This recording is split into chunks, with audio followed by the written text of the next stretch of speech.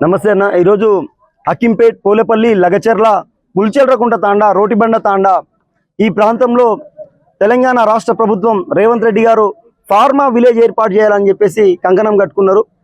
మేము ఈ ప్రాంతంలో బతుకుతున్నటువంటి రైతులు 2 ఎకరాలు 3 ఎకరాలు చిన్న కమతాలు ఉన్నటువంటి రైతులు ఈ ప్రాంతంలో నీళ్లు లేనప్పటికి కూడా వర్షాధారితంగా మేము ఈ ప్రాంతంలో అద్భుతంగా మిల్లెట్స్ పండించి అందుబాటులో ఉన్న మార్కెట్లో మేము తాండూరులో అమ్ముకొని జీవనం సాగిస్తున్నటువంటి ఇంతమంది రైతులు ఈరోజు సుమారు 3000 ఎకరాలు ఈ రాష్ట్ర ప్రభుత్వం బీద రైతుల నుంచి లాక్కోవాలని చూస్తూ ఉంది.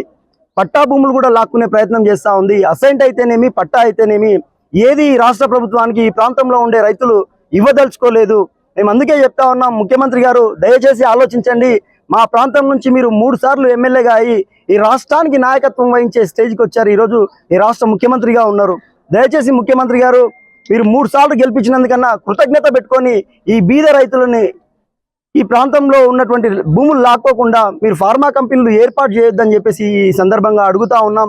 అదేవిధంగా ముఖ్యమంత్రి గారు 3000 ఎకరాలు మిమ్మల్ని 3 సార్లు ఎమ్మెల్యేగా గెలిపించినందుకు లాక్కోవాలనే పెనాల్టీగా మా దగ్గర లాక్కుంటున్నారా అని చెప్పేసి అడుగుతా ఉన్నాం సూటిగా మిమ్మల్ని.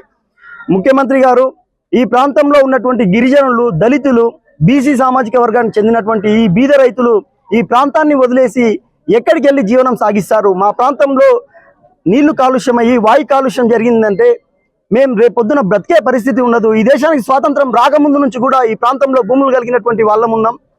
మాకు వారసత్వంగా తాతల ముత్తాతల నుంచి భూములు వచ్చినటువంటి భూములు ఉన్నాయి. అటువంటి భూములు వదిలేస్తే మమ్మల్ని ఎక్కడికి పంపించదలుచుకున్నారు మీరు? హైదరాబాద్, బాంబే వెళ్ళి కొంతమంది చిన్న చిన్న ఉద్యోగాలు చేసి డబ్బులు సంపాదించుకొని భూములు కొన్న వాళ్ళు కూడా ఉన్నారు.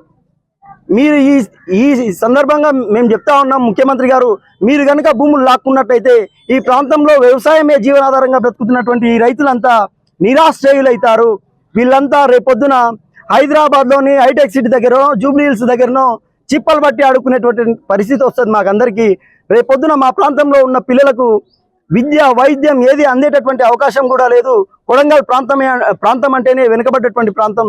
ఈ ప్రాంతంలో మీరు అమాయక జనాల్ని చూసి ఫార్మా విలేజ్ ఏర్పాటు చేయదలుచుకుంటే మేము చెప్తా ఉన్నాం, ముఖ్యమంత్రి గారు ఈరోజు అక్కింపేటలో స్టార్ట్ అయింది, పోలేపల్లి ఎల్లమ్మ టెంపుల్ సాక్షిగా చెప్తా ఉన్నాం, ఈ ఉద్యమాన్ని ఎక్కడి వరకైనా తీసుకెళ్తాం. అవసరమైతే ఢిల్లీ నడిబొడ్డున కూడా ఉద్యమం చేయడానికి సిద్ధంగా ఉన్నాం. అదేవిధంగా మేము గతంలో కూడా హైదరాబాద్ వచ్చినాం. చాలాసార్లు మీ అధికారులకైతేనేమి, మీ నాయకులకైతేనేమి విన్నవించుకోవడం జరిగింది. మేము చెప్తా ఉన్నాం, ముఖ్యమంత్రి గారు దయచేసి ఆలోచించండి. మీరు ఇదే విధంగా మీ వైఖరిని కనుక వెనకలకు తీసుకోకపోతే ఖచ్చితంగా హైదరాబాద్ నడిబొడ్డున కూడా మేము ఉద్యమం చేస్తాం, ధర్నాలు చేస్తాం. అదేవిధంగా ఈ రాష్ట్రంలోని ప్రజలకు కూడా చెప్తా ఉన్నాం, మీడియా సాక్షిగా ఈ రాష్ట్ర ప్రజలు కూడా గమనించండి.